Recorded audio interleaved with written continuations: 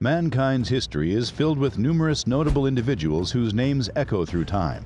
Ali Hassan Salameh is one of those rare people who left such an indelible impression on the world. Famous for displaying his wealth, as well as living a playboy life and being surrounded by ladies and driving sports cars, owning properties all across Europe, and having tremendous appeal among Palestinian young men, the Red Prince, aka Ali Hassan Salameh, was truly a popular personality.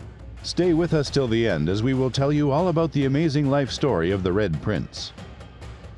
Early life.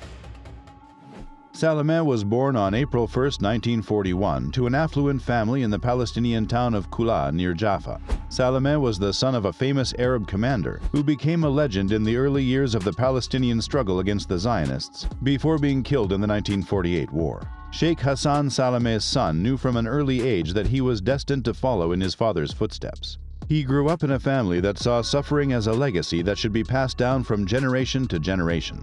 Ali was put in charge of his family after his father died, and he traveled from the West Bank to Cairo, then to West Germany. He was a significant ally and potential successor of Yasser Arafat, the Palestinian Liberation Organization's leader. The first step.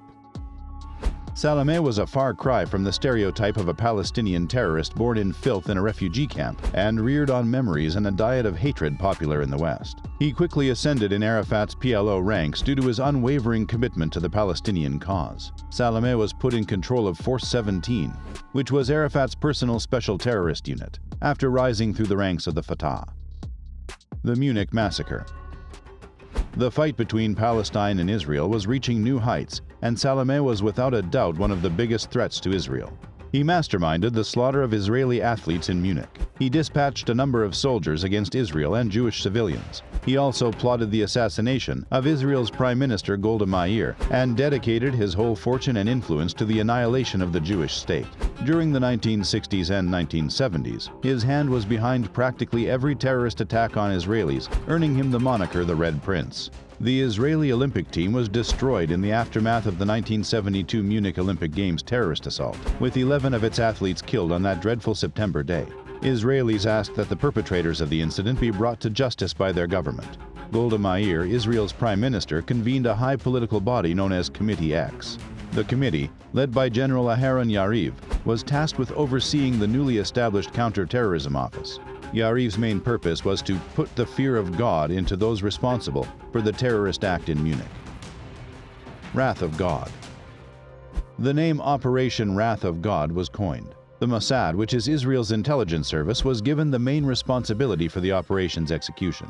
A limited elite group of agents was gathered to act as the Sword of Gideon, or a strike force, and would be solely responsible for assassinating the perpetrators. The list of targets included some key figures in the PLO organization, Abu Iyad, the leader of the Black September terrorist group, and the Red Prince.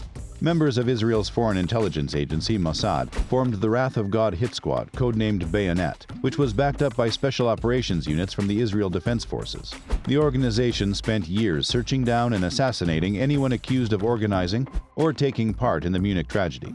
3 of the 8 terrorists who killed the athletes escaped the atrocity and were freed by the West German government weeks later in exchange for the crew of a hijacked Lufthansa plane. The other 5 were killed in a gun duel with police during a failed attempt to rescue the hostages. The operatives of Operation Wrath of God found Wael Zweiter, a PLO organizer and cousin of Yasser Arafat, and assassinated him in the lobby of his Rome apartment building in October 1972. The PLO's envoy in Paris, Mahmoud Hamshari, was the next target.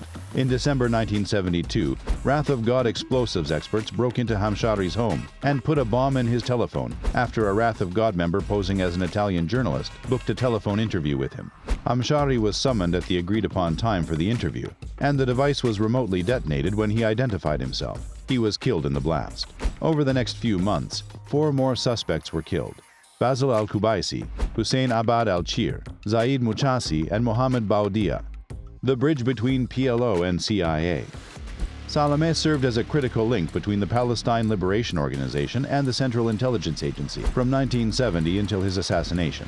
The PLO agreed to help secure the U.S. Embassy and consulate at the request of the United States. Salameh replied by stationing a Palestinian Liberation Organization security squad in the neighborhood. The contacts grew broader as the PLO furnished its intelligence services with information on larger regional issues. The U.S. had agreed with Israel to prevent connections with the PLO, but U.S. security interests under Gerald Ford, on the advice of Henry Kissinger, allowed for an unofficial relationship that severely angered Israeli leaders when it was revealed. When the Israelis inquired about the relationship, U.S. officials denied it. However, after Israel was confirmed, they decided to assassinate him in order to sever ties between the U.S. and the Palestinian Liberation Organization. The Debacle of Lillehammer. In Lillehammer, Norway in 1973, Ali Hassan Salameh was the designated victim of Wrath of God in Lillehammer. However, the squad mistook one of its targets and killed an innocent man. Norwegian authorities' investigation into the crime resulted in the arrest and conviction of 5 Mossad operatives, as well as the dismantling of Mossad's vast network of agents and safe houses across Europe. Meir halted the targeted execution operations in response to rising international pressure. Salameh felt relatively safe as a result of the failure at Lillehammer, while also having his alleged CIA protection. He married Georgina Risk, a Lebanese star who had been Miss Universe 7 years earlier in 1971. In 1978, after living undercover in various parts of the Middle East and Europe, the couple honeymooned in Hawaii before returning to California to stay at Disneyland. When Risk became pregnant, she returned to Beirut and rented a separate apartment from Salameh. Salameh had proved to be a difficult target for the Mossad despite several attempts. He had various links all over Europe and the Middle East, allowing him to evade justice.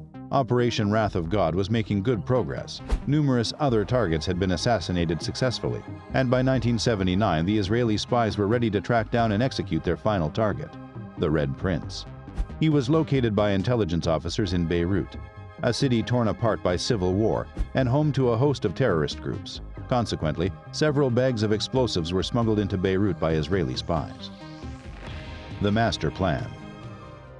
The Israeli agency and the operatives of Operation Wrath of God didn't want this opportunity to slip by, so they remained patient and properly planned everything to kill Salameh. The prince was being continuously tracked for several weeks before his killing. The agency knew what kind of car he drove and how much protection he had with him at all times. They also noticed that he consistently went to his mother's house through the same road. The Israeli agents planned to load a Volkswagen with explosives and fit it with a wireless transmitter and carefully position it on Becca Street, which was Salameh's regular route. Salameh was usually accompanied by 3 to 4 armed bodyguards, which would not be a problem to the mission. The Deadly Betrayal. When the Mossad dispatched a lone agent to live undercover in Beirut in 1974 to plan the assassination of the mastermind of the 1972 Munich tragedy, he was given one specific instruction: make no contact with the target. That command was not only disobeyed by the spy, but before becoming one of Ali Hassan Salameh's killers, he became one of his closest friends. The same friend who played squash with Ali Hassan and went to parties with him ended up betraying him, resulting in his death. The agent is now regarded as somewhat of a legend in Mossad, having been responsible for one of the organization's most illustrious victories. Salameh's killing was also carried out by a second Mossad agent, Erica Chambers, who had entered Britain on a British passport. She went to the Middle East with a charity that helps Palestinian refugees and set up a meeting with Salameh in Beirut, where the Lebanese government was sheltering him. With the cooperation of the first Mossad spy, Salameh's closest buddy, Chambers discovered Salameh's daily routine. Mission accomplished. Salameh was in a convoy of 2 Chevrolet station wagons heading from Rizk's flat to his mother's for a birthday party on January 22, 1979. Chambers was painting from her balcony, her red Volkswagen parked on Rue Verdun below. At 3:35 p.m., as Salameh's convoy passed the Volkswagen and turned into Rue Madame Curie, Erica Chambers connected 100 kilograms of bomb to the car and remotely detonated it. That resulted in a huge blast, and both the vehicles were seriously damaged. Salameh was conscious after the explosion, but he was gravely injured and in excruciating pain, with steel shrapnel implanted in his skull and throughout his body. He was flown to the American University of Beirut, where he died on the operating table. The blast also killed Salameh's 4 bodyguards. In addition, the bomb injured at least 16 persons on the street. The 3 Mossad officers, as well as up to 14 other Mossad agents thought to have been involved in the operation, escaped immediately after the operation. The death of Ali Hassan Salameh was a big setback for the Palestinians. Salameh was buried in Beirut on January 24, 1979, during a public funeral service attended by Yasser Arafat and around 20,000 Palestinians. With his death, Operation Wrath of God came to an end, and the Israeli spies were able to exact their own kind of vengeance on the perpetrators of the Munich Massacre. That's it from today's video. We hope you enjoyed the content of the video. If you did, show some love and hit that like button. And don't forget to subscribe to our channel so that you never miss out on any of the amazing videos we have in store for you.